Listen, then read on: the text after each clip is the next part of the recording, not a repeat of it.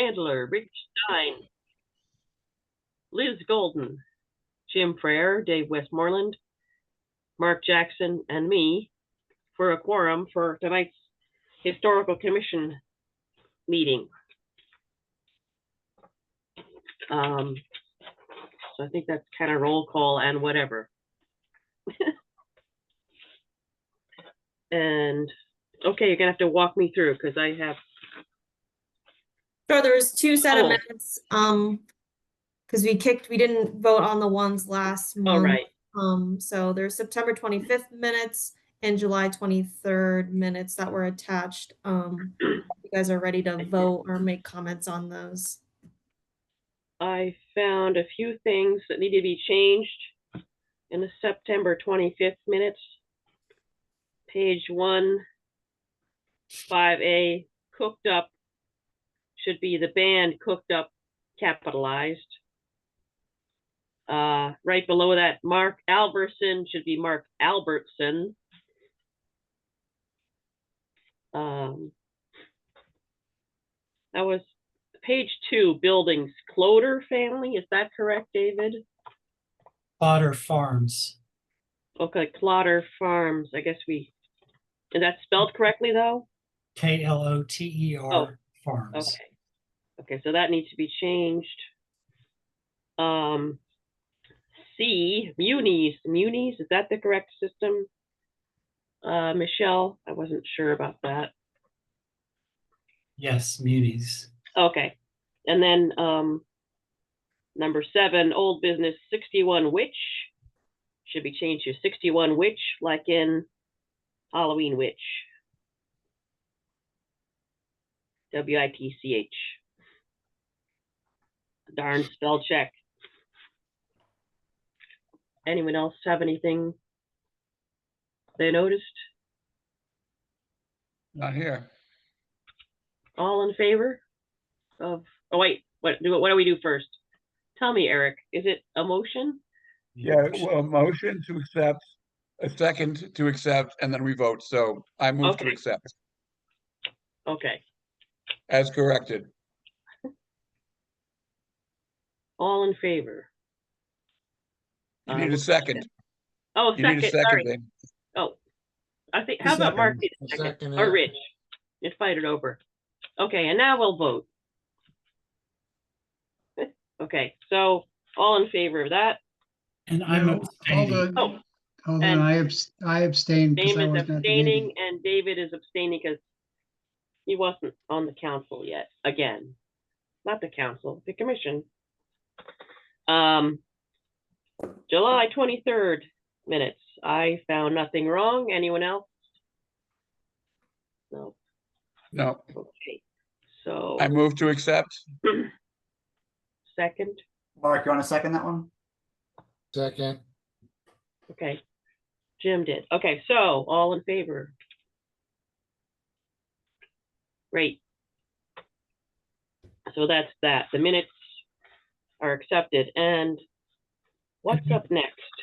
We'll move to public participation. It appears that we have one person from the public. So if you wish to make public comment tonight, please use the raise your hand feature and we'll bring you over to speak. We have Diane Cece. Just have to unmute, Diane. Good evening, everyone. Can you hear me okay? Yes. Yes. Yes. Good evening, Diane Cece, Olmsted Place. And I'm here to make a couple of comments, but mostly to observe, hopefully if I can stay on your discussion of the demolition delay ordinance that's been updated. I had a couple of questions hopefully staff can address because I only just received this, I think it was 2 days ago. So not a lot of opportunity to review all the changes that are in here. And I wonder, my two questions first to start are like, who literally drafted this? Was this just from staff? And also, when did the commission receive this document?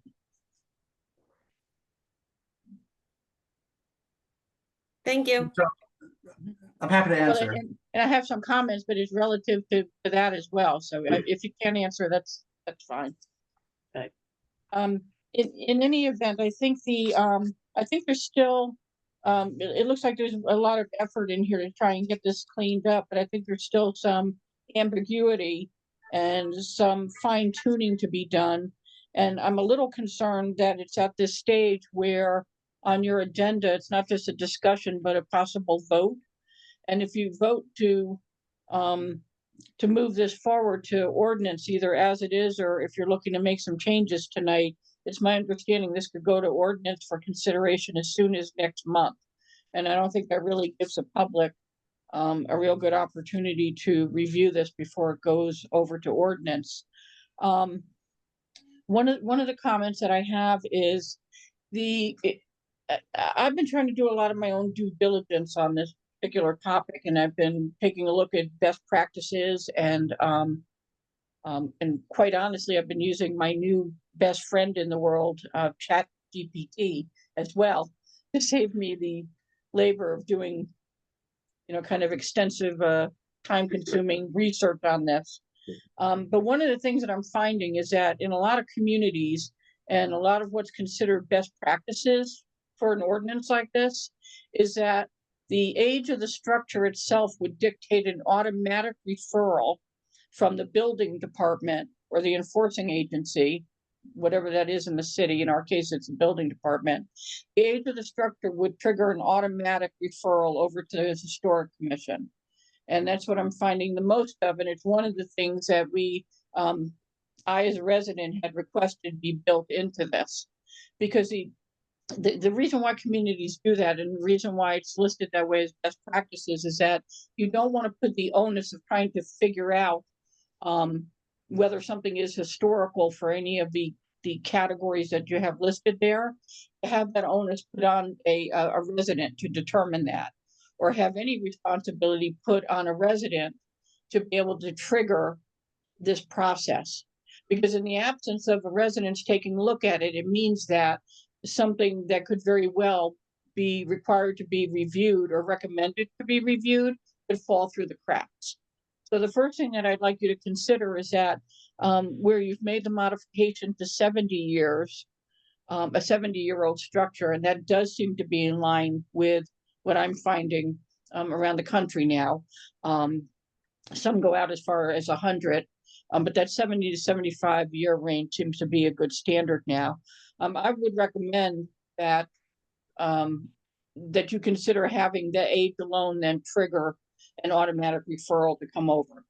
It could just be a quick review if there's clearly nothing in your expertise that would prompt you then to have a further review. Then it just goes back, and that's just another piece in the kind of this this flow chart that I'm hoping that you do. The other point that I want to make is that it says in oh gosh, I have my scribble all over this. I think it's subsection 56-60, objection-based review and delay procedure. It says when an objection is received, the Norwalk Historical Commission shall determine whether a structure is significant building at its next meeting or sooner. And again, this goes back to what's actually triggering the objection. And I have a concern on if it's going to be always a burden on a resident of reading legal notices. There's probably only one of us that does that, and that's me. I think Patsy can attest to that, right? They still read them in the hour. It's crazy. I also do. Oh, thank you. Okay. And I really wish the city would do a better job of getting them on the website when they're actually posted legally, but that's another discussion.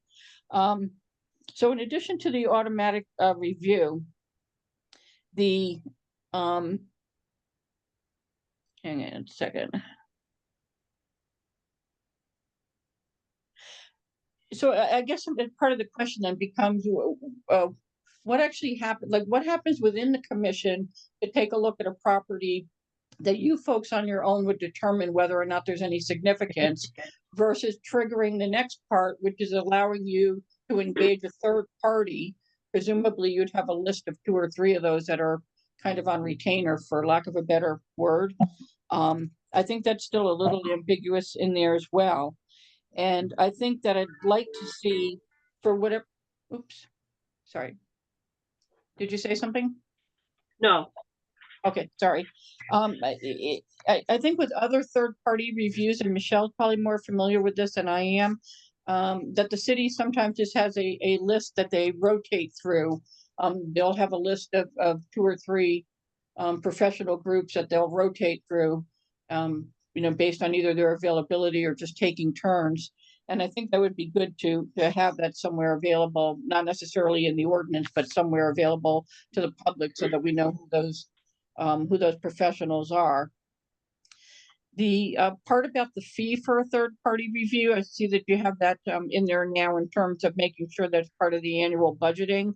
And I'm assuming there's some sort of a formula that you can use for that, just based on historically how many of these things are coming before the commission, and how many may require an actual professional review. I also want to make sure that under the violations and fines, that when it says if there's any provision in this chapter, it's subject to that's literal. Because one of the things I'm concerned about is where you identify, I think it's in the existing one too, demolition by neglect. Want to make sure that when something like that's noted, that the fines are immediate and ongoing until it's remedied. Unlike some of our other enforcement that I know the city's hopefully going to be taking a look at as well. In the exceptions section, subsection 55 dash, I don't know what that is, I think 107 there. It said there are 4 exclusions there for the chapter shall not apply to, and there's specific conditions such as something that's deemed a hazardous building, presumably maybe, a fire or something, and it's no longer safe. But then there's also under D, any structure determined to be a threat to public health by the director of health. And I wondered if none of this applies then to that, just based on another city official deeming that something is unsafe or unhealthy. I just want to throw out an example that's probably never going to happen, but I think you need to take these things into account here. Let's say, for example, Lockwood Matthews Mansion, which has a ton of historical significance on, probably 5, or all of the points that you folks consider and everyone else considers. If suddenly the health department or another department came in and said this building is unsafe due to mold or radon or something else going on in the building, and the building needs to be demolished, I don't think that that's something that we would be looking to do. And so I just think that needs to be tightened up a little bit on on that section, and what authority they have over that in terms of a historic building. And I'm still going through all of this, but then also in section, in the violation and fine section, the lapse of permit, it's already existing in the ordinance today that if under item G as in David, if a demolition is not commenced within 6 months after issuance of the permit, this shall be deemed null and void unless it was extended by the city. In which case, such permit shall not be extended for more than an additional 6 months. I think one of the things that our community would like to see is an addition on the other end of this that says if it's started and not completed in a specific amount of time. Then there would be some action on the part of the city in terms of encouraging it to get done, because we don't want to see, and I think Cottage Street may actually be an example of that right now, by the way. I have to take a look at when they started that, but we don't want something that's in varying degrees of demolition and unsightly and unsafe and starting to be a demolition by neglect. When you can probably work with the building official and set some sort of a deadline on that as well. Are you talking about 16 Cottage Street? 14, yes, 16. Okay, thanks. Yeah. Go on, sorry. And flipping back through my notes, and I hope, I don't know if you do intend to vote on this tonight and pass it on. Because I know there'll be another bite at the apple for me and the public then before the ordinance committee.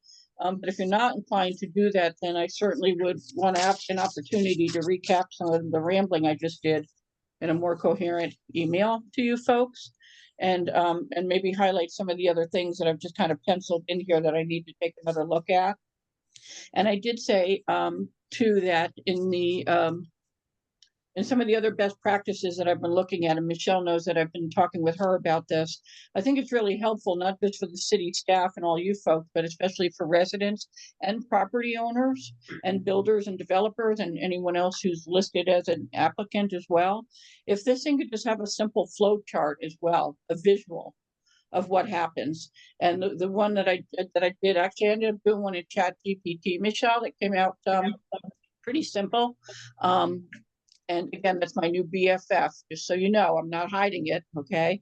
But you know what it is? It's just a simple flow chart. Like the first thing is a structure 70 years or older? No, then it comes down and goes to a permit. If it is, then again, most of the best practices nowadays suggest that that's the automatic trigger then that comes to you folks. Okay, I've done enough rambling. Thank you so much. I hope I said something that you found valuable. Have a good Thank evening. you for your considerations, Ms. Cece. Okay, I didn't know if you guys wanted to address some of her comments during the demolition delay or after this public comment. I think wait until we go to demolition delay on the agenda. yeah. Sure. One thing is Lisa's trying to get on, but isn't able to get on. Okay, I'll resend Okay. her invite. Yeah. Next on the agenda is a report from Diane Jelleret in the Norwalk Historical Society.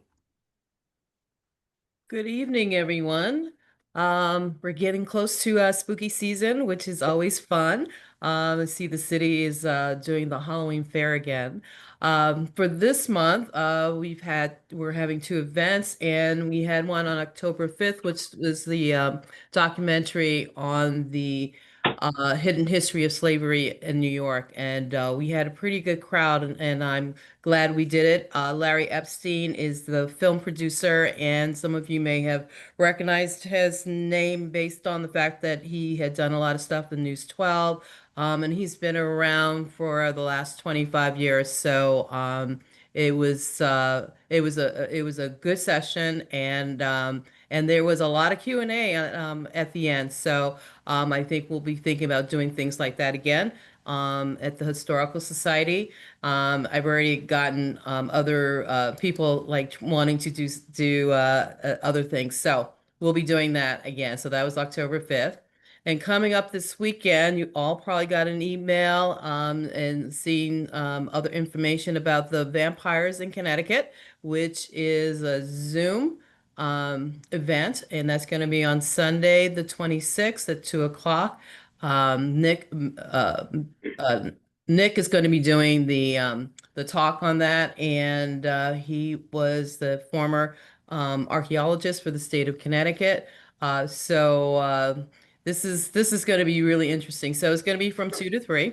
And all you have to do is go to our website if you haven't already gotten our email, and just sign up to get the link for the Zoom event. So hopefully we'll see a lot of you on that, but it should be fun. Yes, things that they call vampire lore. He's going to talk about that and what it really meant. And this was happening in the 19th century. There was a lot of scares about that. So that will be coming up and very interesting. And just to let you know, I've been working on a lot of America 250 projects within the last month.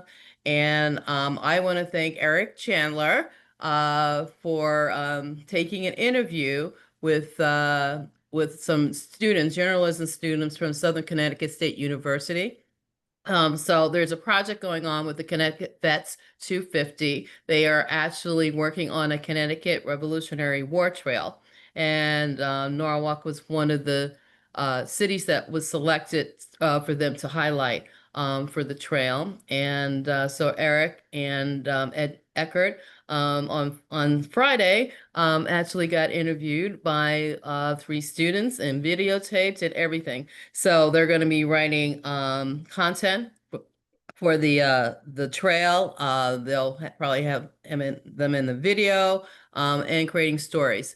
So that's part of the 250. So Eric, thank you again for You're welcome. participating. And we should mention that they're going to get us a copy of the finished product. Yes, they are. Oh, absolutely. Absolutely. So so we're all very excited about that. And of course, you know, Norwalk was definitely there. Got burnt to the ground in 1779. So so it went well. It was a good session. With Ed and I got along fabulously. And we're Yes. thinking of taking our act on the road. Oh no, not that. Yeah, but it was good watching you guys. Yeah.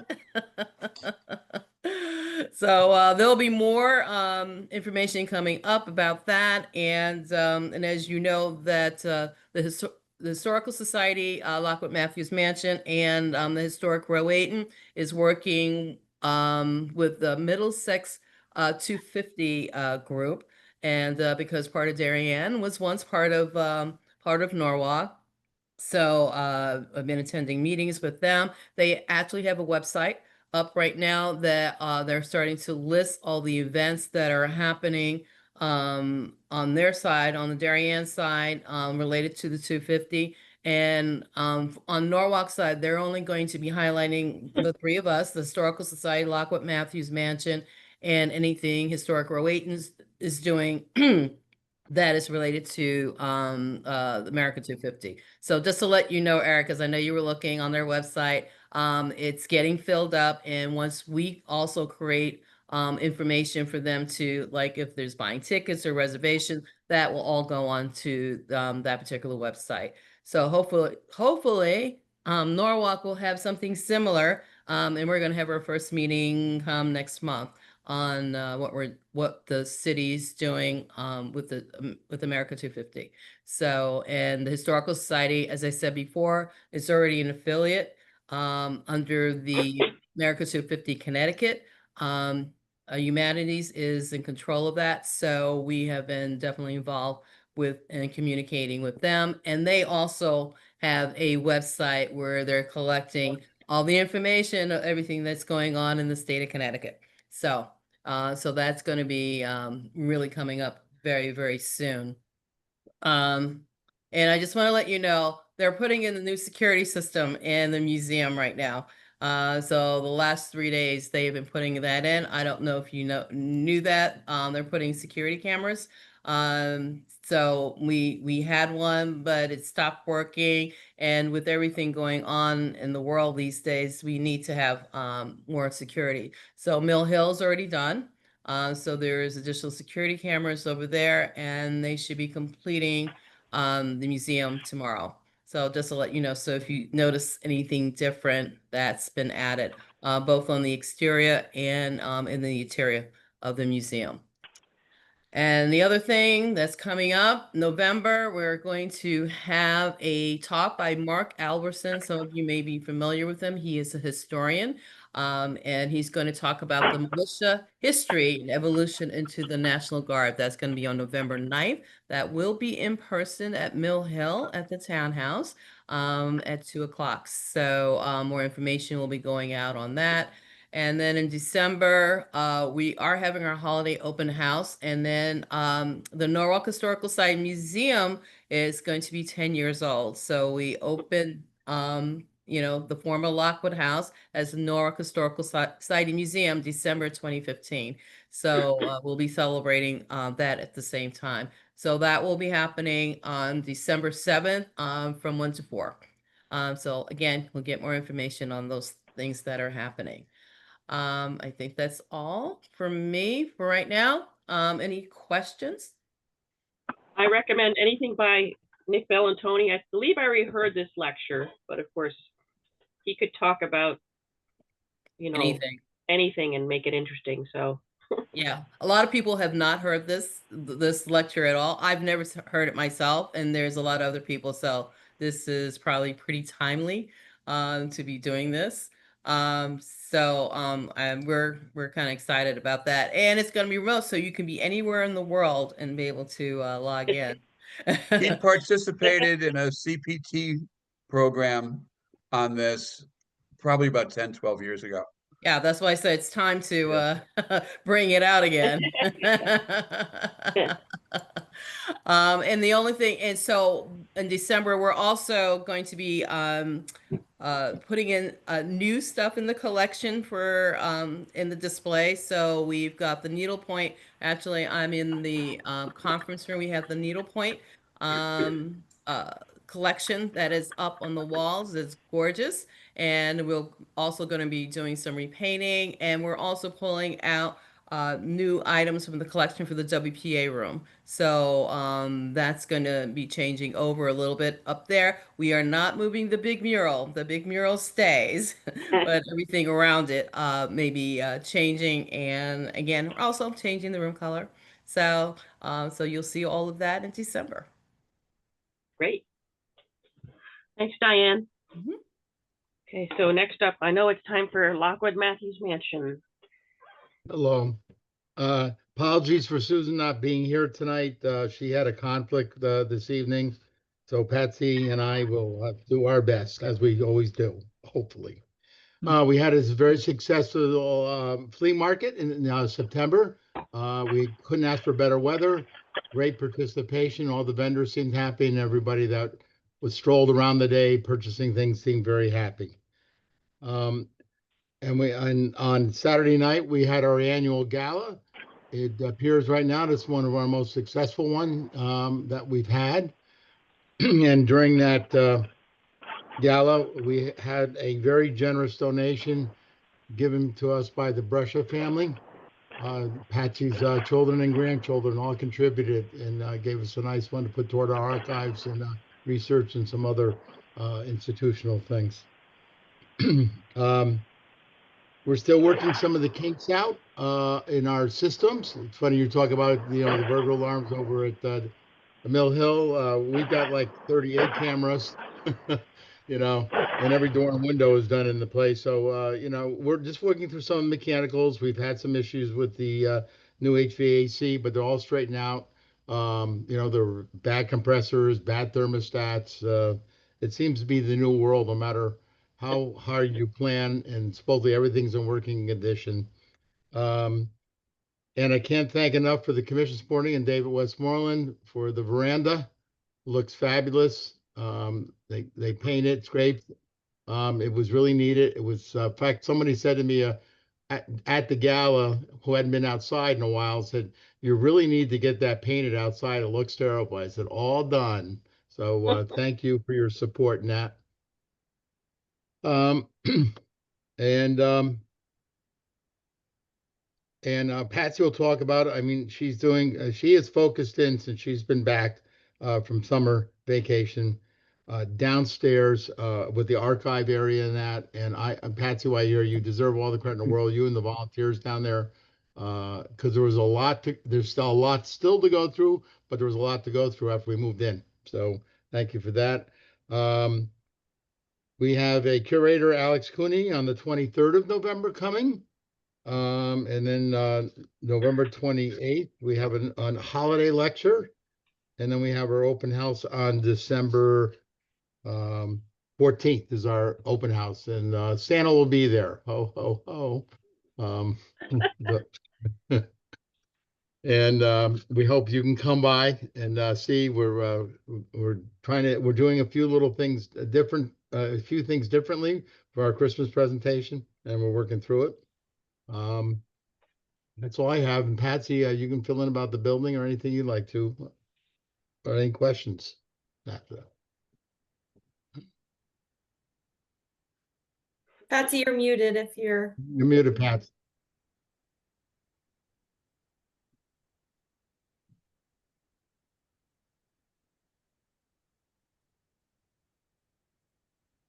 Computers hate us. Yeah. Go to the bar on the bottom, Patsy. The microphone. Muted, Patsy. I am, Mike. Oh,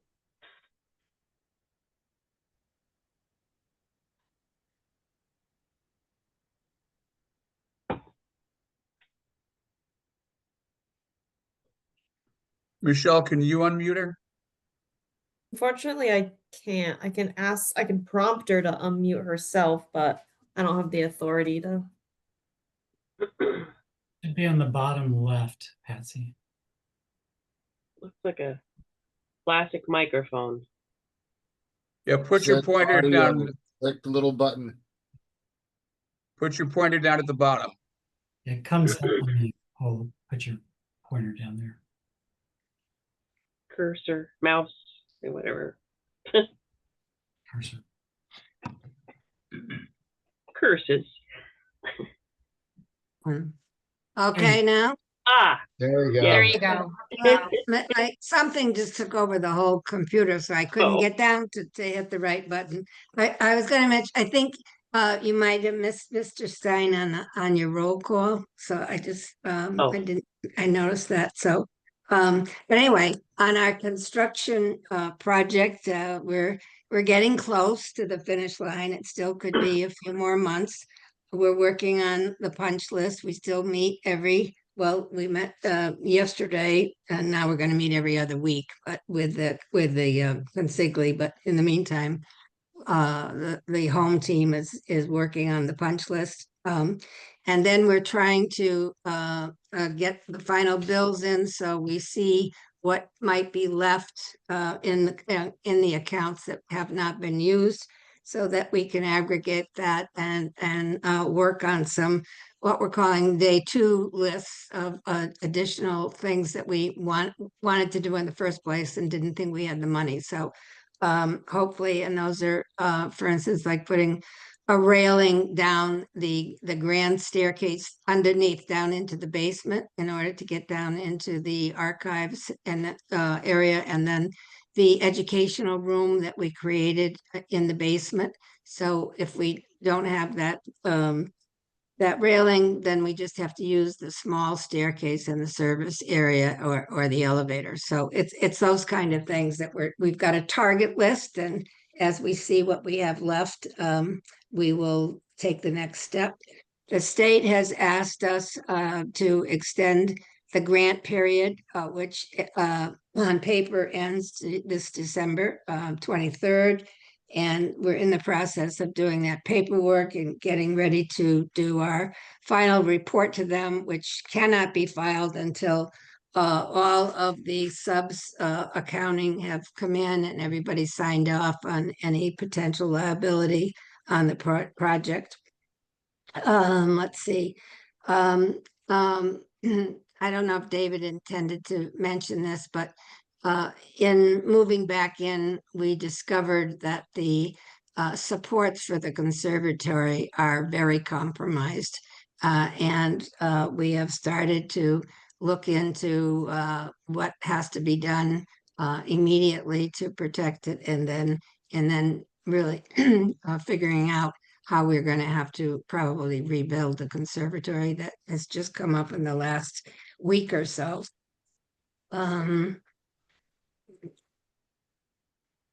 We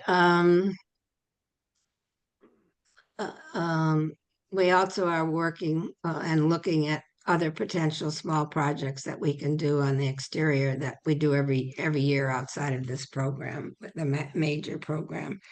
So I think that's it, unless anybody has any questions that I could possibly answer for you.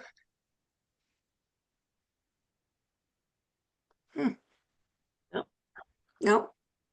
No questions? No, Perfect.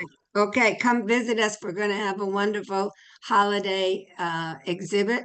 Trying to do it differently this year than we have in the past. But also, Doug didn't mention it, but we have a local Broadway stars are going to do a evening of music for us. I forget the date, Doug. I don't know if you have it in front of you, but it's early December. We haven't done a musical event for quite a while, even before we moved out, but we're focusing on you know, mixing up our program and extending it a little bit. So that'll be a fun evening. Cool. Great. December 11th, folks, mark it down. Okay. Thank you for everything you're doing. Thank you for all the support. Yeah. We got to get you all over there. I know some of you have been, but yeah. Yeah, and I'm trying, I know you want to move on. Standing offer, if you'd like to have a meeting over at the mansion, when historical meetings, we'd love to set it up with you. All right, at your convenience. You know, so that's up to you, because I know you do Zoom, but if you want to do a live meeting and come over to the mansion, we'd love to have you. I think the policy is no, Michelle, not at the moment, or is it still? It just, you could have an offsite kind of meeting. You just have to meet all the notification requirements. It's a little more work, and you definitely would probably do a hybrid and everything. But I could, if it is a want of the commission to host a meeting, one of their meetings there, I could definitely take a look into it. Okay, Thank you. great. So next up, buildings, perhaps. Sure. Is that what's up next? Yeah, I mean, I'll just quickly run through it. As Diane mentioned, the security systems at Mill Hill, the museum, are in work. We did, the veranda does look amazing. The painting is complete there. We have a few more small painting projects. We're trying to work our way around the building, the first floor, and fix things and repaint. The new roof was installed on the gate lodge, and that looks really good. I'm really pleased with that. Hopefully that stops all the leaks. We're also doing a little bit of chimney work too there to make sure that we don't have any leaks anymore. As Patsy mentioned, there is what looks to be a serious problem at the conservatory, but don't really have any answers yet. We're probably going to do some temporary shoring up of the main supports. We replaced the supports about 15 years ago, and the water has leaked in behind the supports very slowly and caused a lot of rot. You couldn't see it until recently when it kind of broke through. So that's a concern. The conservatory was actually, I think a tree fell on it in the 70s, and it was rebuilt, completely rebuilt. They removed the glass and they put in plexi plastic panels that of course have faded and discolored and look horrible anyway. So we are looking to see what it would take to completely rebuild it and restore it back to its original shape, and we'll have some idea on that for the next meeting. That's kind of the big thing we're focused on now as far as buildings go. And yeah, that's kind of it on buildings and new business. I will bring up, I sent out documents to you today, and I apologize for the lateness, for some the next phase of renovations at the museum, but we'll cover that in new business. And I think that's it on buildings. I guess cemeteries are next. David, could I just ask a question? Sure. On the numbers that you gave out, the capital account budgets, are the numbers that you just went through included in this analysis you sent? No, so a lot of the bills haven't hit yet for these projects Oh, that we okay. just talked about. Like the roof at the gate lodge is about $13,000. That's not there. The security systems are obviously in work, so they haven't billed yet. So those won't be on the report. I haven't figured out a good way to present the monthly. What I need to do is like a recap of just a list of everything we spent money on instead of just sending you reports. But I have to coordinate that with facilities to make that happen so that it's easy to see where we're spending money. Because I just, my only question would have been on the Smith Street buildings, that it looks like we have $466,000 Yep. sitting there available. That seems like a large amount. So that money is earmarked for the interior restoration of the jail, and I'm just waiting on, banging on the architects to finish the plans. They're having some issues with the HVAC engineer. But I hope to get that project out to bid at the end of this year for construction in the spring, and we will spend all of that money Okay. in those accounts. In fact, I mean, all the big money is the same thing on the museum. We've got over 300,000. We're hoping to get that into construction by spring. That's the ADA access? It's the title's shortened both for Mill Hill and they call it Lockwood House or the museum. It's ADA for the museum and master plan. So it's complete renovations of the buildings, including ADA access, but it looks like it's just ADA. Yeah. Yeah, okay, because it's kind of, there's a lot of money for ADA access. Well, it's the tip of the iceberg from what we've already spent. I mean, the building had no ADA access. We put in an elevator. We had, because it has 2 different levels, we had to put in 2 different exterior ramps. We had to widen a lot of the doorways and get rid of the thresholds, and we put in we had to modify and renovate 2 of the 2 bathrooms for ADA. So it's been we've done 3 phases, where this next thing I'm proposing is the basement renovation is the 4th phase. And there's a 5th phase we're working on defining to finish the attic so that we can store collection up there and release the health department space we have on the ground floor back to the city for general use. But we've all of our projects we phase out because we don't like to ask for millions of dollars at a time. Some projects like the mansion project, there was no choice. We did everything we could to make that project as small as possible. But at the end of the day, it all had to be done at the same time. It was $70.5 million. But all of our other projects, we've in the museum case, we did the elevator, we did the ramps. Now we're looking at doing the basement. So we divide it up so that it's not, huge capital requests for the city, and a little easier to get money instead of competing with other big projects. So It's also early in the year, so. yeah, but it catches up on you. So I got to spend the money. No, I mean, my point was just that, it looks like a lot of money still sitting out there, but it's still early in the year and got a long way to go. So it'll go. Yep. Any other questions on buildings? Not for me. Okay. Thank you very much. I think it's good to take a look at these numbers periodically. Maybe I'm just a number nerd, but it gives you a good perspective of how much work is really being done. It's just another measure. So it looks good. Thank you. Thanks.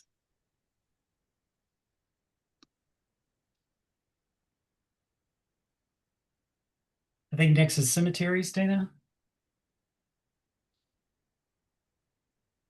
Oh, you're muted. Yes, cemeteries and financials, I see. I was coughing, so I yeah, so some trees have come down. Looks like they've been cut up, but they've been left in an area like that. I call it kind of the other entrance for Love Lane. And the cap is knocked off one of the monuments down there as well by the Route 7 entrance expressway. So I don't know if we're just kind of putting logs there to be convenient, or just kind of don't know that stuff is there because of the false bamboo and whatnot, but kind of setting a bad trend, I think. Well, I think that we need to meet with Parks and Recs. And it would probably be helpful, Jim, if you could attend, because there's a whole area down that area where they don't mow. And a number of monuments get completely consumed, by jungle every year.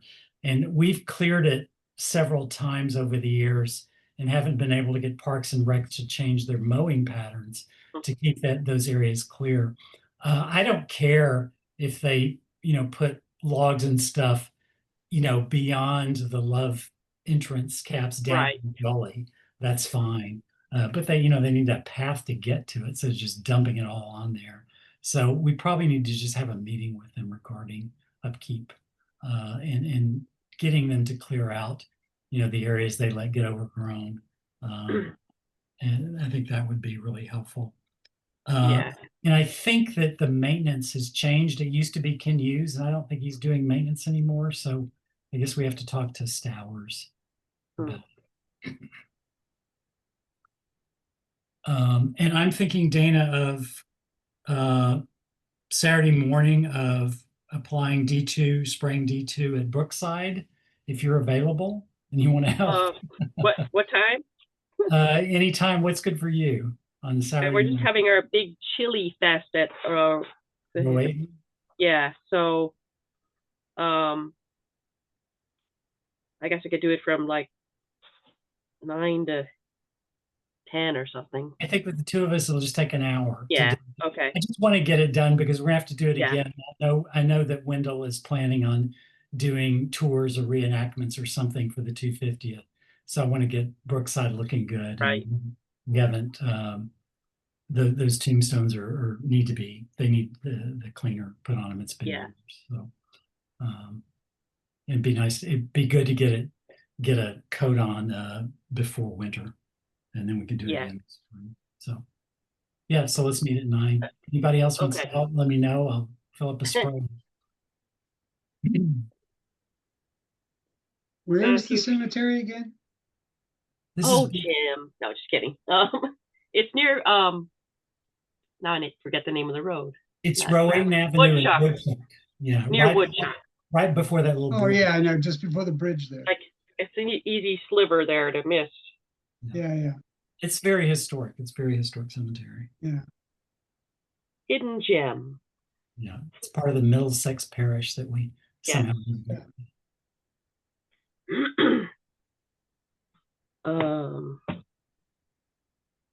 I haven't checked the other ones recently, so usually I check Brookside and Pine Island. I need to check the others.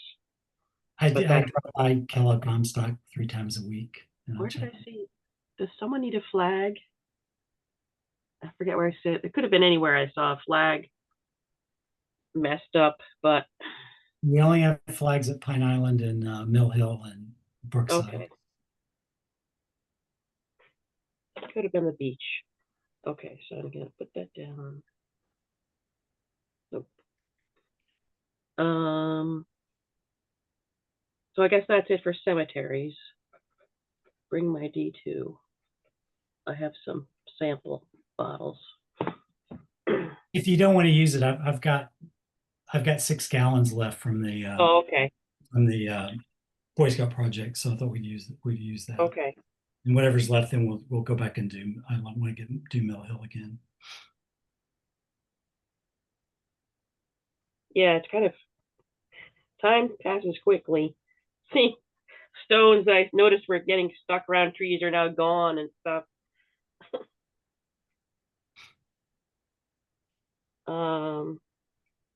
Okay, so that's that.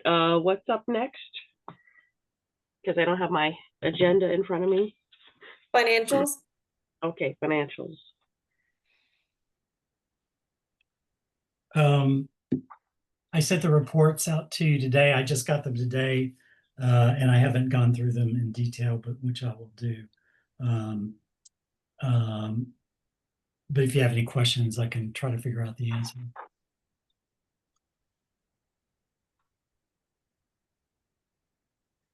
I think I need trifocals.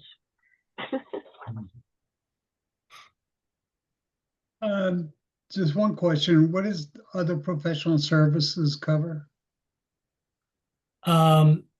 It covers conservation work on collection items. It covers our handyman, depending on what he does. It covers some of his work, we could draw from this to, hire somebody to do a demolition delay. That's where I would put that money. And Right. so just kind of whatever consulting work we need done. And then, We use it But for then- National Register research and things like that. then other contractual services. That is that's a facilities maintenance line item, and I think that's for things like elevator maintenance and things where they have contracts for our buildings with third-party vendors, and I think that gets charged there. Okay, That's a new line. They had that in their budget and they consolidated it into our budget this year, which is why I'm not familiar with it. okay, Same thing with under buildings, there's the PO charge of $14,556. That is for that's what facilities is charging us for the guardian services to maintain the buildings per year. That's new. We've never had visibility to that. So, but it was budgeted for. They put it in the budget. So.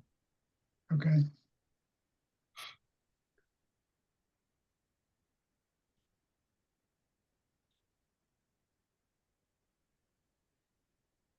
I have no other questions. That's fine. Okay.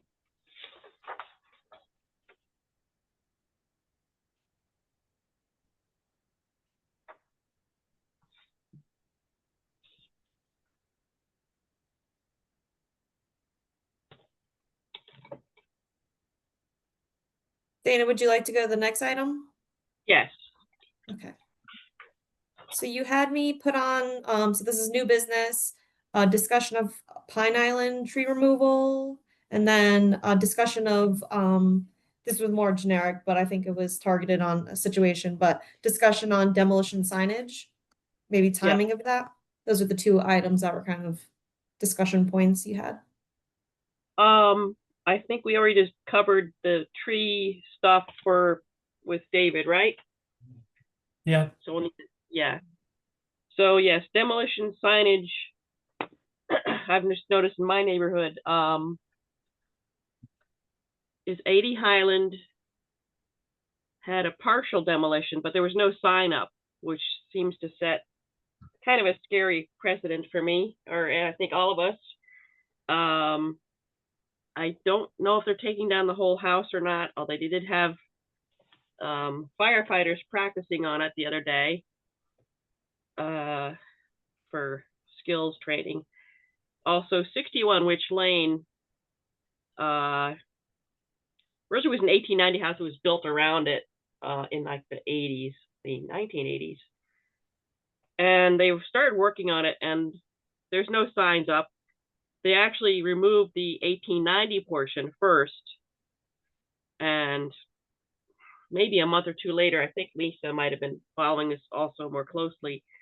They put up a demolition sign, and but again, this is kind of after the fact, so it's kind of things are going out of order, and if there's, we're not getting notified, etc. And also whether this is considered just a rehab, since they left an old lean-to, or not an old lean-to, but a lean-to portion of the house to make that consistent with calling it a renovation. It's another loophole. Like, this is something also Diane Cece is concerned about, these little loopholes people find to basically remove a structure and leave something or nothing, and call it a day. So that was my concern about. I don't know if anyone else has noticed anything in their neighborhoods. Yeah, on the one on Highland, I've noticed. I live around the corner from there as well, so I go down that street frequently. So I also have seen that house being demolished over the last 2 weeks and have not seen a sign out front. I think there is a sign now, but again, it's kind of after the fact. Yeah, and it's not that big. It's pretty small, I think. Yeah. So Dana, I mean, I'm not, haven't been away from the commission for a few years. It is automatic. Belle Island is supposed to notify of anything that's over 50 years old. Right. And he's supposed to notify us as soon as he gets the pre-demo application permit. Yeah, I would specifically call him or email him and ask him about these specific addresses and say, what's the deal? yeah, I'm pretty sure these were not any notices. Again, some of us that do go and look for those notices in the paper as well. Yeah, that's to mention that because it's confusing. There's a house that's nearby on Michael Street, that isn't too far from Highland, that has this nice big, it's got to be like a 3 foot by 4 foot sign right up front, hammered into the lawn that says, slated for demolition. So, is there a standard for the sign I that needs to be believe put out? there is. Might even be on this page we have here, but I know that people do try to. That's another thing they try to get around. But I think there is a. There is in the current ordinance. I don't know what page it's on, but I'll look it up. it has to be. Yeah, it has to be. Oh wait, Yeah, conspicuous location. 24 inches by 24 by 36 36. inside, Yeah. So, which actually from the street might be, depending where they put it, is maybe large or not large. So, yeah, I think go around with my tape measure, but yeah, putting it up after the barn door, after the horse got out of the barn is, yeah, a problem, I think. So I should 61 Witch Lane, and again, I was actually know the person that grew up in 80 Highland, and it's her daughter that's moving in, and it's just a renovation, but I guess it depends on who's talking about a renovation and who's talking about a demolition. So again, and whether we can get someone on board to go through not probate records. When you study a house for its age, etc. I can't think of the word for that. When the plaque research is done for NHS, or I want to say RHS, HR. So yeah, that's one concern about, and again, whether we have fines in place. I feel like I need to read this all over for the 20th time because it's hard to get it stuck in my brain. But that was my concern. Anyone else have thoughts? I know you have thoughts, but Well, I just done a quick review of it, and it doesn't. It isn't clear to me. I mean, the current ordinance requires the building department to notify us for any pre-demo app within, that's 50 years today. And that process, sometimes works better than others, but I think I think it needs to be really clear in this that process needs to happen, that it automatically happens on a property that's 70 years or older. Because the earlier the commission can start looking at it, the better chance there is of actually making some progress with the people who own the property. If you wait too long, it's like people are ready to go, they have their contractor ready to go, and it's just going to happen and we lose. So, and maybe I just haven't read this enough.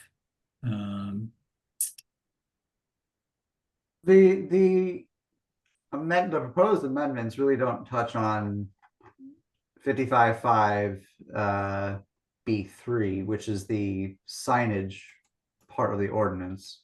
Mm-hmm.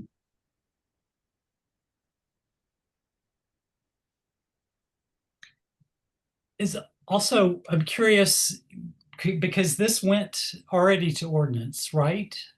A version of this. And it was, No. This is only, it has been only within the commission as of now. I thought there was a attempt to do this last year or 2 years ago.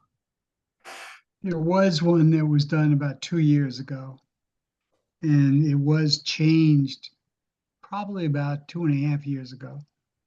So this is completely different from what that was. This is the They- one that Bill Ireland and Todd Bryant and the commission worked on, this draft. Now, this draft only came about in the last, I'd say, 4 months, 3 months. When did you join, Rich? I joined in January. My So my we- first meeting was March. Yeah, so it's, we started to work on this in March. And Okay. there was some talk about, let's get it through the ordinance committee before the end of the year. That doesn't look, at this point, doesn't look like that might happen. And I just wanted to quickly add, there had been a staff iteration presented to the commission probably prior to Rich. It kind of, maybe I presented twice to you guys on an iteration that really didn't meet your needs and wants, and that's kind of when Rich joined. Yeah. And then we decided to do, just to kind of answer some of Diane Cece's questions about, the history behind this all. And then we decided to have a subcommittee of this commission to work on that ordinance. So it did meet the needs of this commission. So, and that was Jim Frere, Rich Stein, and Eric Chandler participated in some of those outside meetings to discuss this. And then we brought Tom Livingston in for a couple of meetings, I think. So, and I don't know whether we've included in here his comments or all his comments put in here, or has he still not gotten back to us? I have not heard to him a little bit based on our meeting I implemented, I believe, but he said he was going to get back to us with some written implemented comments, but I haven't heard from him. So, but So I would also propose that we change the 120-day delay period to the maximum allowed by the state statute, which is 180 days. Having served as historical commission chairman, I will tell you, based on what actually happens, once somebody files a demolition delay application, we have lost that building. I can't think of maybe but 1 or 2 instances where we actually got saved the building or got a different outcome. The biggest stick we have is the 180 days delay. That's 6 months. So particularly with investors, facing a possible 6-month delay, that makes their economic outcome of all their forecasting models for profit a lot more uncertain. And that's the whole purpose for the 180 days. And that's the biggest thing we can do. I've tried with the council before and failed to get the 180 days. It was originally, they had set it at 90. We did get it pushed to 120, which is better. But never been able to make people understand, we rarely also, usually we end up with a compromise, like they let us come in and document it or whatever. And then once that's done, we lift the delay and they can go on. So it's rare that, somebody is penalized 180 days unless they just don't want to play. And won't let us at least do documentation. And it's entirely at the historical commission's and the building inspector's discretion to lift the delay at any time. So I don't see it as this just big, horrible thing that, council members always seem to freak out at. They just need to understand. But to me, the biggest preservation tool here is to have 180 days. I mean, you can, as far as I'm concerned, keep the existing, if you kept the existing demo delay as messy as it is, if you change 180 days, that's going to be the most significant thing you can do, in my opinion. So I would encourage us to, if we're going to do this, try to get the 180 days again, because I'm telling you, that's the thing that will make a difference. It's proactively, before it even gets to the demo permit, makes them think twice about it. Anyway, and I'll shut up. I think that's what happened with the council is someone was concerned that our putting in a 180 delay was somehow compromising ability to have housing for people in need. So that's what was happened. And sorry, Rich, you were saying? No, I want to understand. I mean, so basically, David, what you're saying is you want to leverage an additional 60 days in the demolition delay period so that you further draw out, in theory, investors' interest in the project, therefore potentially saving a property. Is that correct? Yeah, they'll try harder to incorporate the existing building into their new project if it makes their application process faster. But what is the reality of that being the bulk of the applications that'll come our way versus just traditional homeowners who, just playing devil's advocate here, are going to have their property built in 1948 or whatever it is, and they're just trying to do a partial tear down and then make an addition. Is it really fair to have that same standard and that same sort of generalized assumption of what could be coming down the pipeline? And I don't know that a 6-month delay process is fair. I mean, I think we're all sort of open up the discussion on that, but I would hesitate on going 60 days beyond what we currently have now. Well, the state statute allows 180 days. And again, if we want to preserve buildings, even for homeowners, it makes it harder. Maybe, hopefully it will make them think, harder about not destroying, the oldest house in town, for instance, if they face the possibility of a 6-month delay in their plans. Sure, but our mandate, correct me if I'm wrong, Michelle, maybe you might want to chime in, but correct me if I'm wrong, but our mandate isn't to stop necessarily. It's citizen driven is sort of our mandate. We're driven by, again, the citizens of Norwalk who raise issues with something in their community that they're against. And the more community opposition that you have to something, then the more that you're able to lean on that to make changes for a proposed demolition or whatever. So I understand, you want to leverage that demolition delay time period to have more of a bite. I get that. But I don't know if that is necessarily from the spirit of our mandate. Well, I think our mandate is to preserve Norwalk's history and his historical character in the city. I mean, I say our mandate is that. So I think that's quite in line with that. I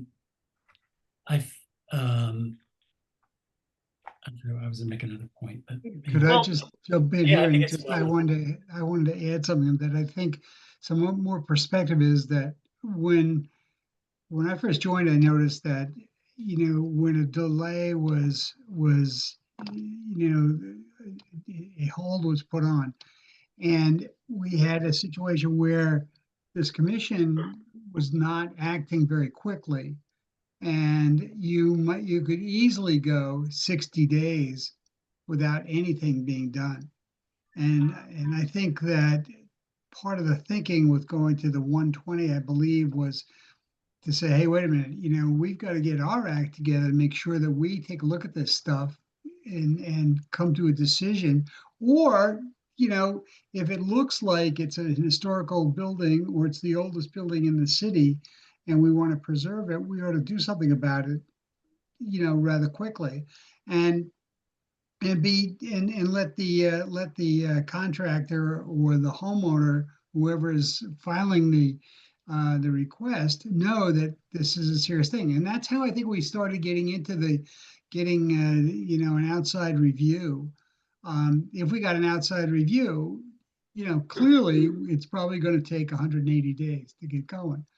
But part of it is that we shouldn't be, I mean, a good example might have been the Wells Fargo Bank by Cemetery Street. That, you know, that clearly wasn't a historical building. It was an old bank. It wasn't even an old bank. I mean, it was a fairly new bank, and it had granite counters in it, which doesn't make it historical. You know, I just think that it can be kind of onerous if we went to 6 months and then said, well, you know what, it's not historical, it's really not the oldest building in town, and there really isn't a lot of criteria here that we should be seeing. I'm sorry, Rich, go ahead. And I'll just add that again, with the idea of having this sort of independent review, and also make the independent review available to the public for their own consumption, helps to educate the masses as to the architectural or historic nature of the property. That is supposed to empower us and the community to fight and work to preserve the properties that deserve to be preserved. So I think that's really more of an effective tool in this whole scenario. Yeah, I think we do need, oh, Eric has a point. Lisa also has a point and isn't able to speak, but Eric, why don't you go next? Because your hand is up. Okey-dokey. Might we consider making a differentiation then between what is a renovation versus a tear down, and Correct. apply a different timescape criteria to allow a renovation to move more quickly, as opposed to an outright demolition that we might want to apply some calendar leverage to the proposed demolition to maybe be able to come to some kind of compromise to protect the integrity, at least part of the integrity of the structure being considered for demolition.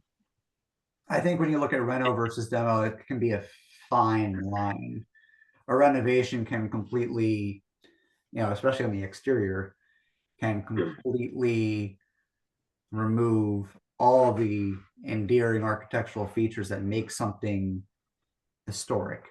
Well, one of the things that we've done in the past with if you look at some of the renovations that have been done on some of the Victorians in town, where the developer has worked very closely with us.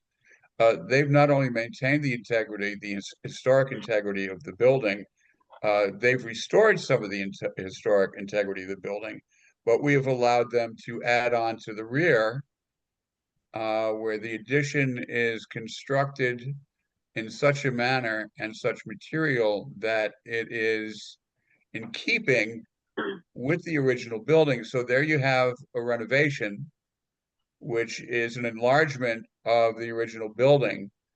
But as far as the historic appearance and integrity of the materials, they have worked very closely with us.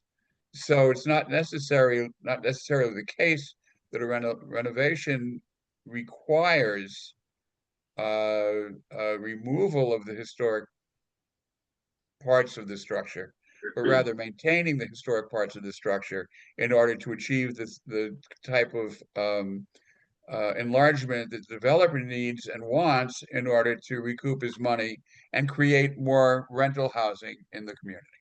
Mm-hmm. Yeah. So again, Lisa brought up about renovations versus demolition. So we're lucky to have those groups that do like to do those, keeping the original house and adding on the back. But again, as Rich said, the people that we're not paying attention to could just do kind of whatever they want. And that's, again, well, another good, I was worried about Stephen Mather Road, but then I see they've sent all sorts of information on what they're doing is keeping the original part of the house and adding on in a manner correct with a home, and very upfront about what they're doing. So Where on Stephen Mather Road? I think it's 18, number 18. Where I- is that in relation to the Mather homestead? It's it's the kind of road. on that block. Yeah, it's on the same. There's the yellow house in Darien, so just it's on the border, the tri-town border It's there. right up at the very tip of West Norwalk. Yeah. Oh. I think it's But an 18. Well, why are we talking about, I'm sorry, but why are we getting into renovation? We're talking about demolition here. Well, because we have a lot of people kind of taking advantage, I guess I could say. Well, but wouldn't we go through the same, I mean, if they have to apply, either they apply or they don't apply for a demolition permit, Right. right? And But- that's what triggers this. I mean, you'd have the same problem if you have people that just don't bother to get a permit and they tear their house down, and then somebody drives by one day and sees there's no house there. Yeah. You know, that's a whole nother story. But in this case, if they're gonna do a renovation, they're gonna go for a building permit. Well, This that's is what about- happened on we're Willow talking- Street. We're talking about demolition here. Right. It's still, I mean, anybody still could tear their house down, and, you know, there's nobody stopping them from doing that, other than the fact that there's a law out there that says you can't tear your house down unless you check with us. I brought up the Stephen Mather because I did get a pre-demolition notice, but it wasn't for the whole house. It was just for the portions that had been added in the 1930s. So that's where they are going kind of above and beyond to let us know what they are doing. So they're not demolishing the truly historic part of the house. And But yes, there David, are a lot of gray areas. Can we go here. back to David for a second? Yeah. I agree with David. I agree with you 100% that we got to have some cudgel that we're going to hold over the head of some guy who wants to tear a house down and just put a 4-story condo in or something. But would it work if we sped up our process?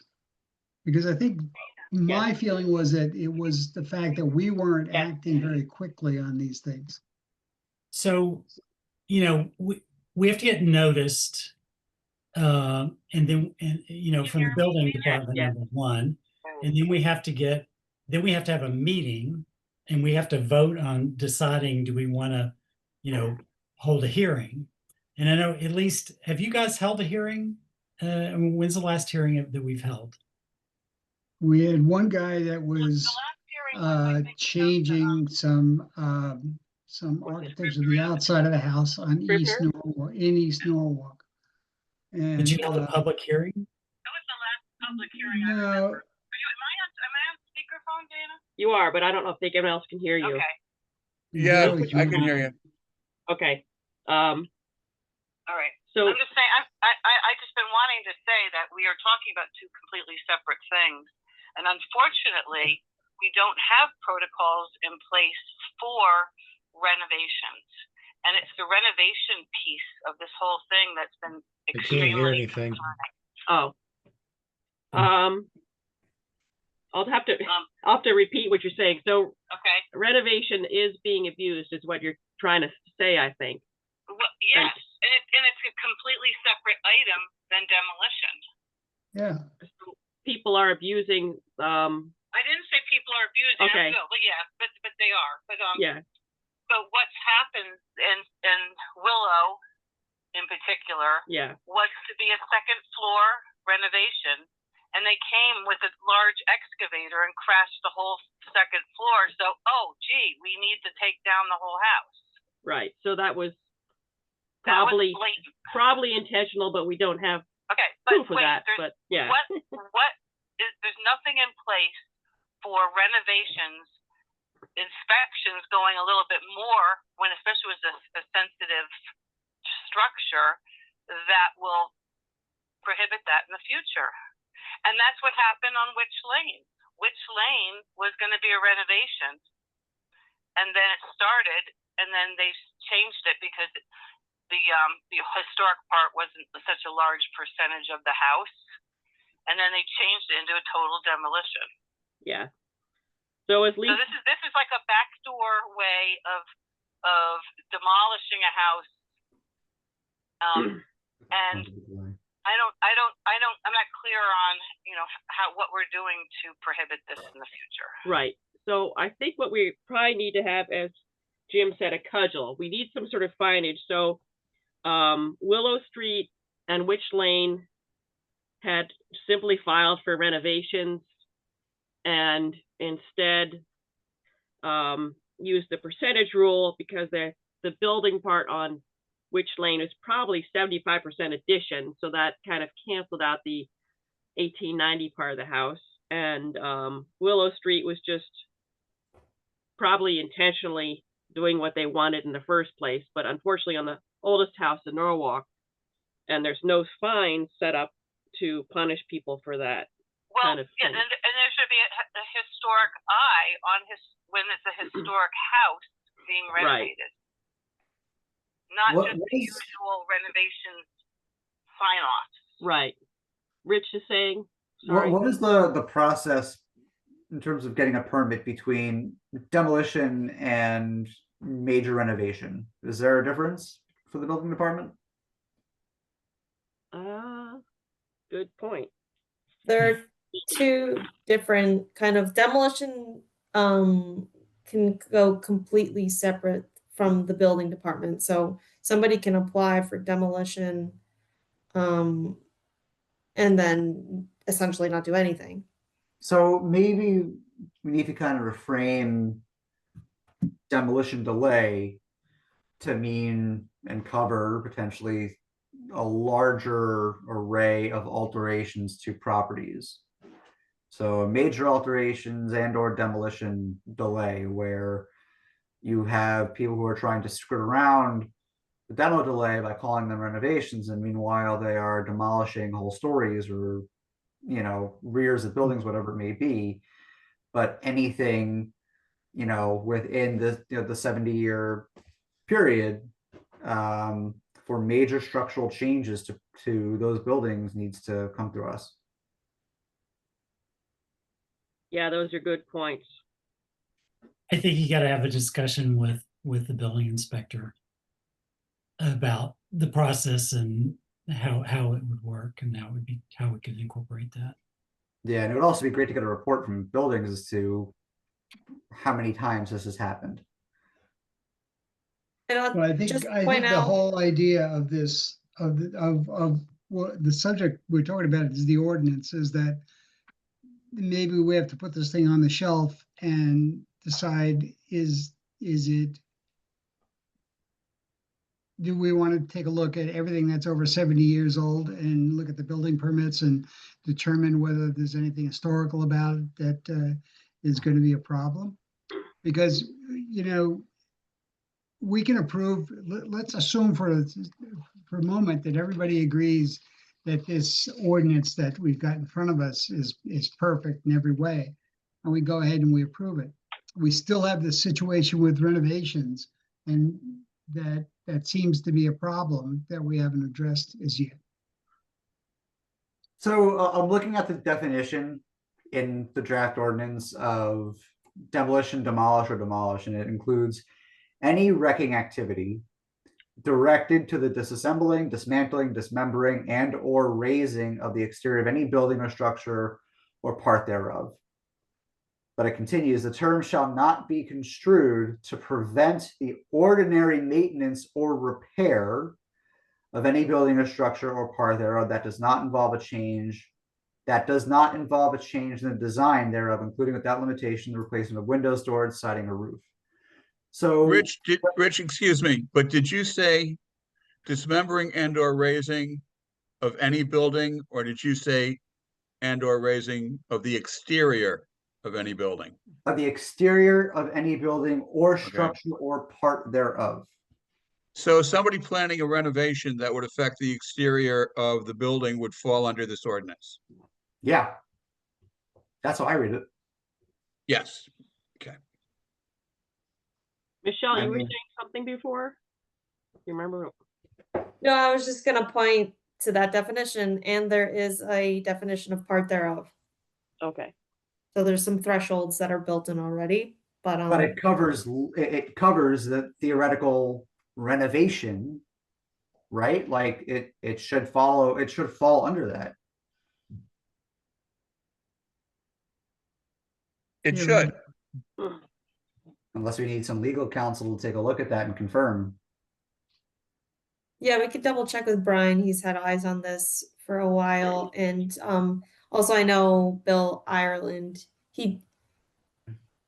I think some of the renovations that get proposed, I think, do present as repairs, and then things always change. So it goes along the lines of kind of what Dana was saying before, that, you know, people's plans change, or maybe they're Sure. not forthcoming, and things like that that are kind of like out of our control. And look, you're not going to be able to track on every change order for some unexpected thing. I mean, like I get that. My wife works in construction. I understand things change all the time, especially with renovations. But you can have something and understand the intention of what is supposed to happen, especially under this definition. Well, what about having the building inspector on site at the point where the renovation or demolition work commences? To at least make sure that things get off to a start according to the paperwork that's been filed. I could double check with Bill Ireland the exact process in their office, but I know that I'm assuming a building official goes out to check demo signage. Whenever there's like a permit and things like that, I know building department is out there during construction way more than the zoning offices. So I know that they have some processes in order about checking signage and making sure things are going as planned. Right. So But Michelle, I still think that, you know, it's somebody who's going to demolish a building is certainly going to go get their permit to demolish it, get their demolition permit. I think it's kind of open to judgment of to what extent the changing of the exterior or dismembering, you know, taking rotten boards off a porch, for example, raising the exterior of some building portion, where that person is going to read it and say, well, that's not what I think of as demolition. Demolition is where I'm going to tear the thing down. Well, I mean, you know, you might have to do a lot of that if you're going to raise the house to save it as well. so, sorry, Jim, go ahead. No, that's it. Well, you mentioned, you know, if someone's got rotted floorboards on a porch or whatever, I mean, that also, well, one, I think, you know, building or health department could come into play there, but that would be, it says the term shall not be construed to prevent the ordinary maintenance or repair of any building or structure or part thereof that does not involve a change in the design. Right. So I think we're covered there.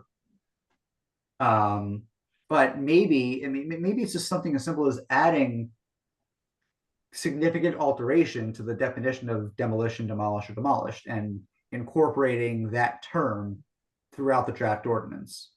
Yeah, for example, if I wanted to put a big addition on the back of my 150-year-old house, it's not going to necessarily change the architecture on the front of the house.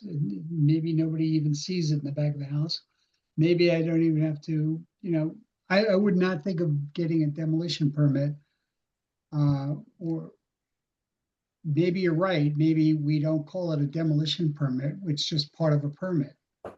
And then if you describe it, you'd have to describe on your building permit exactly what's going to be done. If it hits a certain criteria, then the demolition permit comes in. if that's what It's you. actually something that is present in the New York City Landmarks Commission, where they differentiate between like literally a permit for minor work versus a permit for large structural changes. So it is not unheard of to kind of differentiate the two. But to make sure everything is covered, yeah, you could have just a significant alteration / demolition permit or whatever it is. It would also mean that everything. any building inspector that was driving through the city sees anything going on in any building would have to make sure that there was a permit there. And then that permit that whole building permit would have to describe in detail what was going to be done, which could trigger historic review. Do we as a commission have a copy of the Norwalk Historic Resources Inventory List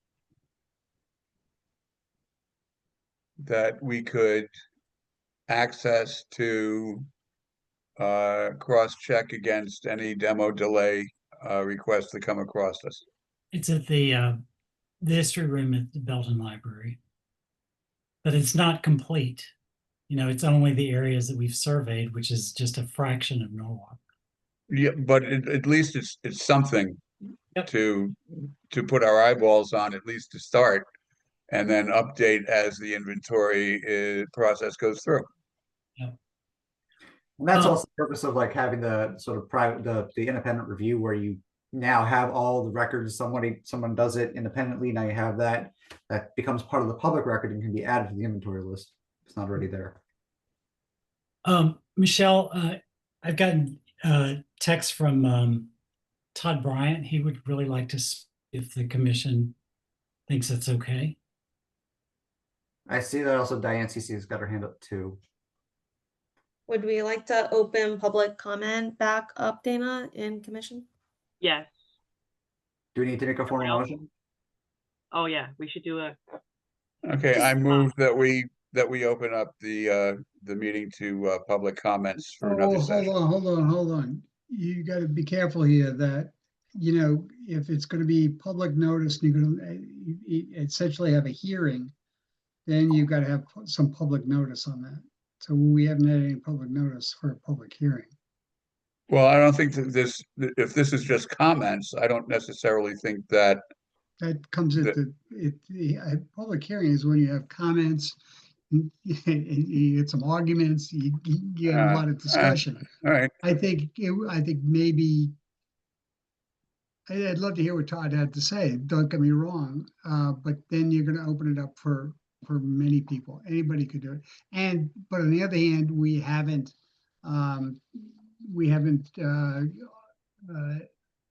put anything out, any notice out that we're going to have a public hearing on this particular subject. Well, I'm I sorry, should Michelle. correct it. I didn't mean to interrupt you. Were you going to say something? Michelle, you have your hand up. This is separate to the public comment question. I was just gonna plug a great resource, and I think I've shared it in the past, but the state has just like a map viewer called ConCris that has federal, you could search an address anywhere and it'll tell you if it's on some kind of registry. And a lot of partially of some of Norwalk's local inventory properties are on there, as well as all the state registered ones. So it's just a great, easy resource to reference when you guys are looking at properties. One N or two? 2 N's. I'll send the link again via email. Okay, thank you. Yeah, CONNCRIS.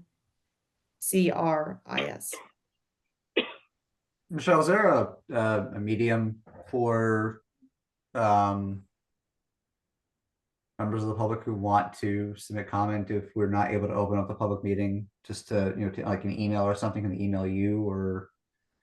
Yeah, and it seems based on our conversation tonight that we're not in a place to be voting on anything. So, which is fine. And we can have Todd and Diane circle back with me via email to get some of their comments and thoughts into the ordinance. But then when you guys have this back on their agenda, we could let them know. The other thing too is do we want to have a public hearing and find out? I mean, Diane, Cece, you got this information at the last minute. Do we want to have, I think, I was just talking about, I was just talking to somebody else about transparency. And transparency, everybody thinks, well, as long as you show everybody what you're doing, you show them the finances, you show them the plans, but transparency really is that that the people that see the information, let's say by showing them what our draft ordinance is, for example, but they still have to understand what it is, and that's what transparency really means. And in this case, I don't think a lot of people, even among ourselves, do we really understand what the process is. And I think maybe that's something that we should entertain doing. And maybe somebody like Bill Ireland comes in and goes through in detail what is required with a building permit, and is there ability to identify historical impacts from a building permit.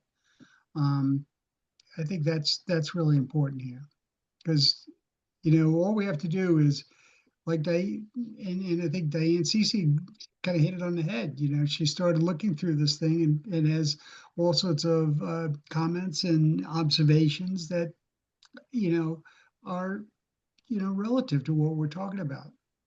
So the more public that we can get to be involved in this, and if we had another meeting that somebody explained how that process worked and what the historical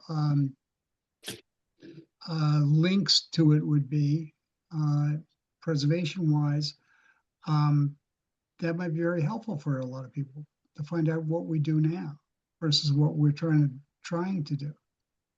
I think that's a good idea. Agree. Yes. Now, David, would this be a meeting held live and in person or by Zoom? No, we can do it by Zoom, but I think what we have to do is make sure that we get a lot of notice out there to people, because all too often what happens is we can have a hearing on Zoom, or we can have it in person for that matter. But as the promulgation of the meeting and the agenda, it's got to be seen by enough people that might be interested in this. So let me suggest Otherwise, this. everybody's going to still have questions. Let me suggest this then. In addition to the usual suspects that the city would use to send out a notification like this, then let's access the Historical Society email list and do an email blast. Have Todd do an email blast for the Preservation Trust, and maybe get Lockwood Matthews involved and have them do an email blast to their email constituency, so that at least in that context, we know that a broad base of the historically interested community in Norwalk will get notification of the hearing. What you'd have to do is you'd have to have the agenda of the meeting circulated by those people.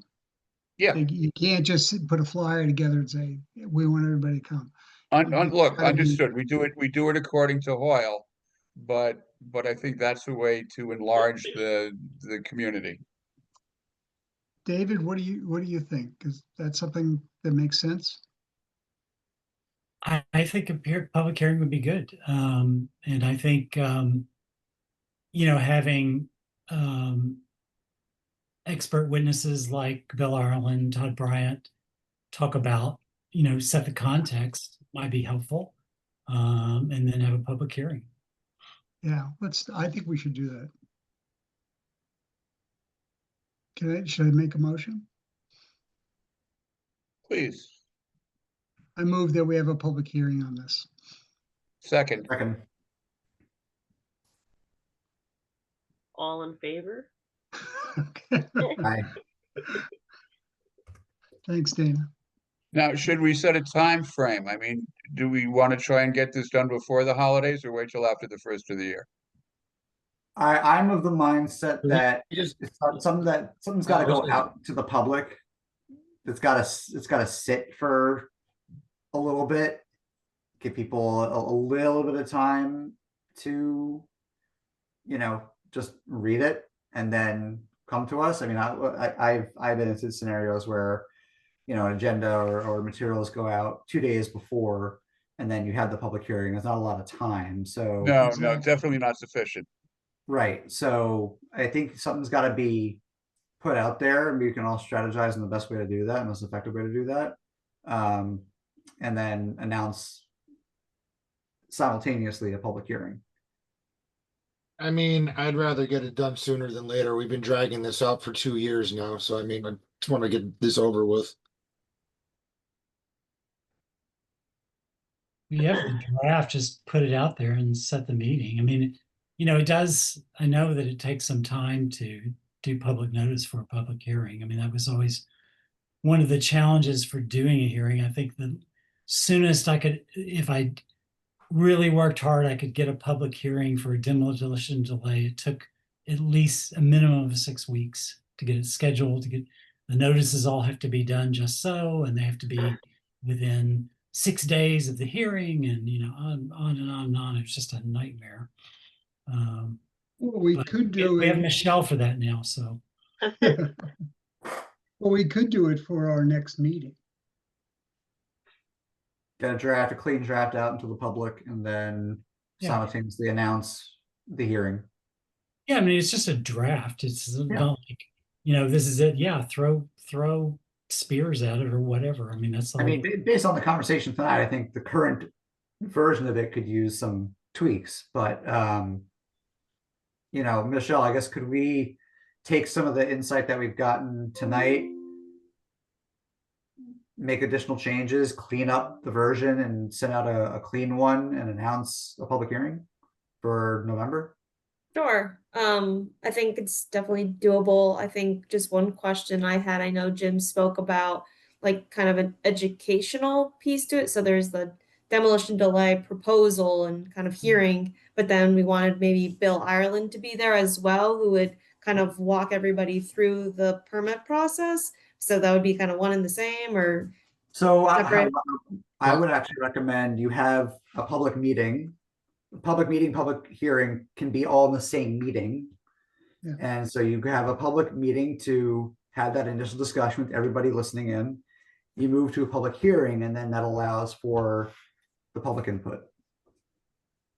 So Bill Ireland's kind of presentation on building permit stuff would come before public comment, or that would Yeah. just be a separate thing? Okay. Before So- public comment.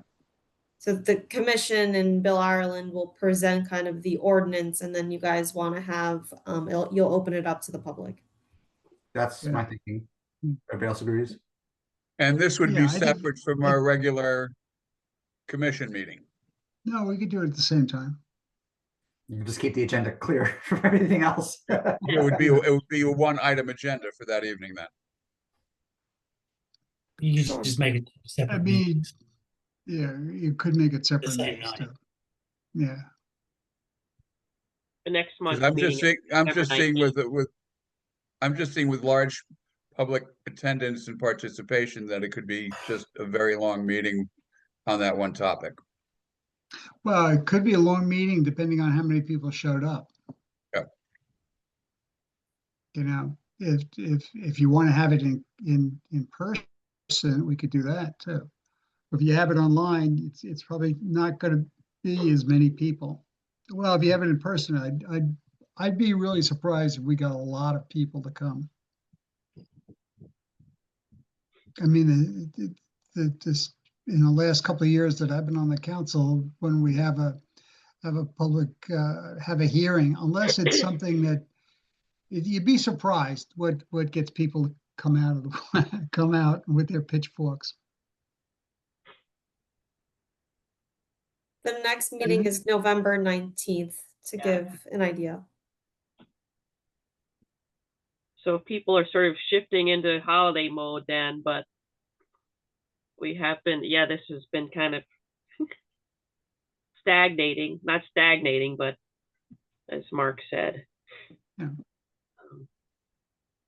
mean, I not think bring- if we get Bill Island to come and give us an overview of the permitting process, the building permitting process, and where demolition fits into that, and then we have the draft ordinance. I think that's plenty. I mean, and then we could also have, in addition to that, we can have expert testimony for no longer than maybe 5 minutes each. And then we have a hearing that we can stick to 3 to 4 minutes per person, which, you know, you get away from people rambling on and on and on and on. So I think that would work out nicely. And we'd get a good understanding of what the public feels. And I mean, this is kind of a focused area that people are going to be very, I think, are going to be very, very passionate about, historical properties. And then on the other hand, you may get a couple of contractors that tell us that we're all wet and we should tear down half the city. Well, depending on which half. Washington Street. Did I say that? Yeah, so let's go ahead and do that, Michelle, for November 19th. And we'll have people bring their thinking caps instead of their pitchforks. Yeah. Well, what we ought to do is work on the agenda. Maybe we could, maybe I hesitate to say the ordinance subcommittee, although the ordinance subcommittee hasn't been very successful, but maybe at least we could get together and put together an agenda. Yeah. Look, I don't That's think it's fair. I don't think it's fair to say that the ordinance subcommittee has not been very successful. It's the three of us, especially you and Rich, have done yeoman service in terms of updating this draft ordinance, putting some meat on it, some teeth into it. The issue has been that every time we think we're close to done, somebody's got a valid, but wait a minute, what about this? So the lack of motion in terms of getting it done is not that the subcommittee's been ineffective. It's just that these questions, valid questions, keep coming to the fore. And then, like the stuff that Diane Ceci brought up tonight, that had not been considered because we were focused on the stuff we were focused on. It makes a lot of sense that we need to go back to the drawing board to accommodate the additional input. I agree, and I also want to give props to Diane Ceci for her comments and helping to further improve the draft of the ordinance. Right now, again, it's still in draft form. We'll work on it for a few months now, and it's getting there. I think we all know it's getting closer. There are just things is that we are continuing to learn, and I think a public hearing is going to help us refine this even further. Yeah, it'll kick the can down the road a couple more months, but the more that we can get the input from the public, the more that we can refine it, the more that we can make this a strong ordinance, I think the better. And I'd be looking forward to the end of the year where we've got hopefully something that can be presentable to the council that is strong and can be passed. I have one thing that I wanted to comment on that Eric said, is that I didn't do nearly a fraction of the work that you did, Rick. So it's a team effort. It's a team effort. Really. I barely got out of the dugout. All right, so I'm playing all 9 innings and all 9. Pitching and catching. No, but yeah, so let's just do it. We got into a place where it is a something worth discussing amongst the community. That's for damn sure. Actually, I think it's a good idea because it also gives the commission a little bit more publicity, and maybe we'll get more interest or get more people thinking about the historic. Everybody's complaining about good development in the city, and but on the other hand, we're not focusing on preservation of some of our more colorful monuments, perhaps. Mhm. Michelle, is there a process by which this gets announced to the public hearing? Yeah, I mean, you guys kind of laid out the roots of it. There's statutory timelines of legal notices in the paper and things like that. And then we can blast it out through the emails. I could talk to Michelle Woods if you really want to go, get it on the city's Facebook and things like that. Yeah, I think that's a good idea. It would basically be the same way that we would schedule another meeting, like our meeting on the 19th would be the date that we would probably want to do this. And we could have, a brief meeting before it, and maybe, I know it's getting into the holiday season, so Diane and Doug and Patsy would probably have some things that they'd want to emphasize, but maybe we could just minimize that a little bit and go right into the public hearing, and that's it. Yeah, but again, I'd still like to see it go out as notices to the, Yeah, you can take that. I mean, you would take the public notice for our meeting and send it to anybody you want. Yeah. And the more people that we get, posted around and all that stuff, it's no problem. I mean, yeah, I think you need 7 days before public notice before a meeting, but we could do it, more than that. I mean, we don't have to limit it to 7 days. We could put the announcement together 14 days in advance, let's say. Yeah. What it also means that if somebody complains down the road, well, complain. Well, you had your opportunity to come to this hearing, so why didn't you? It's not going to stop anybody. No, I know. This is Fetch, Norwalk. fetch, fetch. This is Norwalk, Eric. Yeah. Oh, it's any place, David. Here in condo heaven, people complain about, well, why didn't I know about this, that, or the other thing? Well, why didn't you come to the monthly meeting? Why didn't you read the material you got sent? Well, I threw it away. Well, then shut up. All right. Okay. I've lost, since I don't have the, I can't even think of the word for Agenda. the agenda. I don't know where we are in the agenda. Adjournment. Which we just had. I have a new business item. Okay. And I will be quick. Can I share my screen? Yes. Not that I know how to do that, but let me see. You go up top and it says share screen.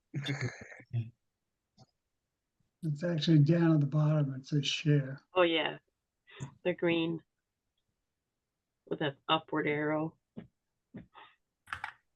Maybe Eric's screen is just inverted. Maybe Eric's inverted. That's been known to happen. It's all coming out of that chandelier on the ceiling. It's Yeah. It's the smudge on his glasses.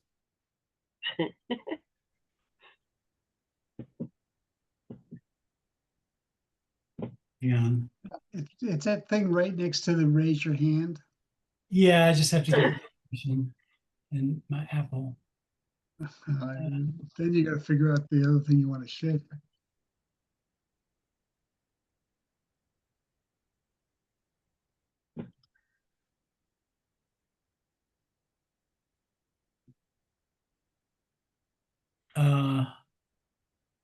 It's not sharing, is it? No. I have to, Michelle, do you have to give him control? The control is permitted.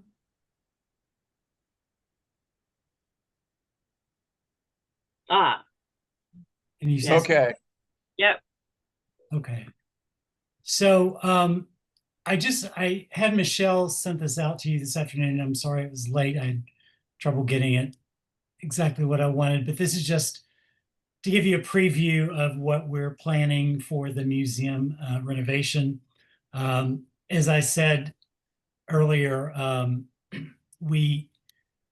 this is our fourth phase of improvements we're proposing for the Historical Society Museum located next to City Hall. This is the basement plan as it is today. The orientation of this, the front door of the building is right here where I have my cursor. So this is underneath that. As you can see, it's kind of a warren of rooms right now that we mostly just use for storage. It's kind of a mess. This is the mechanical room where all the HVAC equipment is. This is the electrical room. This is a stair hall coming down. This is a stair hall going outside. This bathroom we renovated as part of the elevator project. It's ADA accessible. This is the new elevator that we put in, and it goes to the basement, first and second floors. So it's all ready for to access the building. We're proposing reconfiguring this area right here. And that's going to be to look like something like this. This is just a draft. Some of it doesn't really make any sense, but it's directionally correct in what we're looking to do. We want to create basically 2 rooms out of the 4 or 5 spaces that are there. This room, this large room here, we would have a screen come down from the ceiling. We aren't able to do lectures and presentations in the space that we have today. There's not a room big enough, and it really kind of limits a lot of the programming associated with the exhibits we do. Plus, we need more exhibit space. So we're proposing to make this room be a large room for those kinds of presentations and lectures. And then another gallery and event space that kind of precedes that, plus an exterior access to just for code compliance and to open this up to make it feel less basement-y. The architects have proposed a pretty large access coming down. This is the existing walk. There'd be a new walk with a landing, and then you would walk down 6 stairs to another landing, and then down 3 more steps. And that would bring you to a glassed entryway that would let light into the facility, into the basement area, and into these 2 rooms. This is kind of this is not going to be this way. This will probably be squared off. I've actually wanted to incorporate all of this space into this room to make it bigger, but there's some code issues that we're working with to try to figure that out.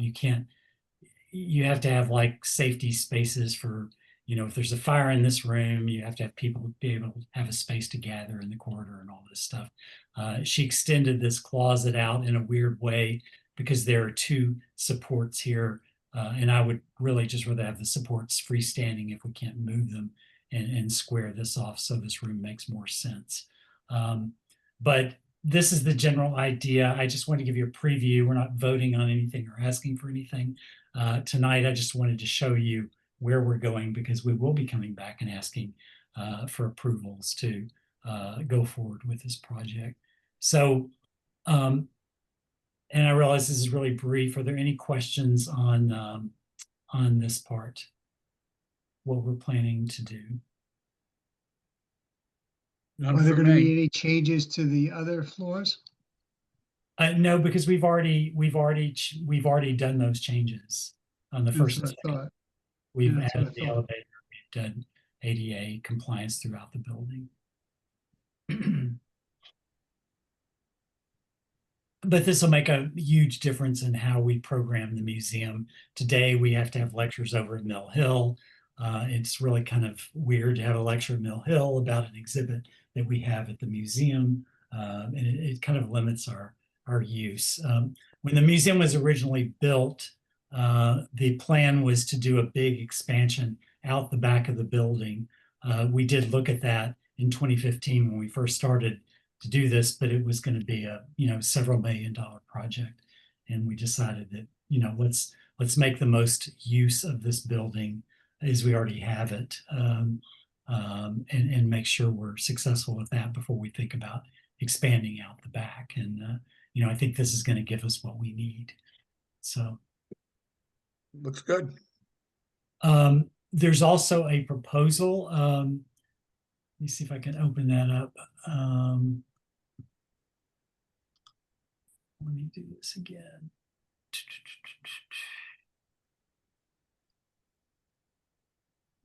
And then I have to do share somewhere. No, we can see it. Can you see it? Okay. Yeah. So this is a scope of work proposal. So the architect, O'Riordan Magani Architects, we hired in 2015. We did a request for proposals, request for qualifications, and we selected this architecture firm as the architects of record for this building. So we don't have to go through any new process with them to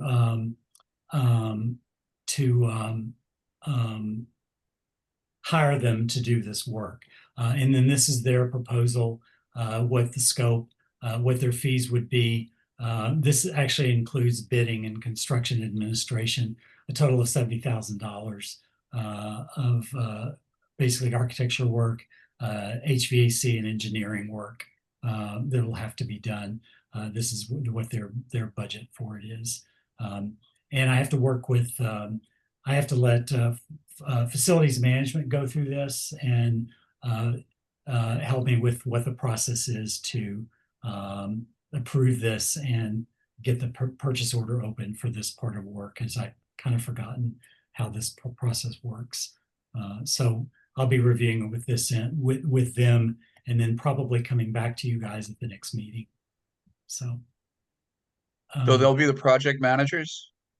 They'll the facilities management will be the project manager for the construction of it. They will they'll be project manager slash administrator. They'll be coming on site, not to manage the construction, but to say, you're doing this right, you're doing this wrong. That was my question. Addressing any problems, if that makes any sense. Okay. Is that Alan Lowe? Yes. Yeah, it'll be Alan Lowe's department. It'll be Neil Rennie, who works for Harding, who'll do the actual work. He managed the elevator project for us, and it worked out really, really well. So, any other questions? So if you look at this, you have any questions or suggestions, please just let me know. And like again, you'll probably see something like this at the next meeting or the December meeting. We'll work it out in terms of what's your target date for getting started? I would really like to get construction going in the spring. And it may be, I'm not sure we have quite enough money. I'm going to ask when we bid it out, we're going to bid it in 3 pieces. The exterior work, the interior demolition, and then the rebuild. So we're going to do as much as we can with the money we have. And depending on how the bids come back, we may have to go for more capital, but we'll see. Okay, thanks, David. Okay. That's it. That's all I've got on this. Great, that looks interesting. Thank you. How do I unshare? Just quit share. Share. Should be something up on the top of your screen. My screen. Did that do it? Go. Okay. There you go. Yep. Hey, you're an expert.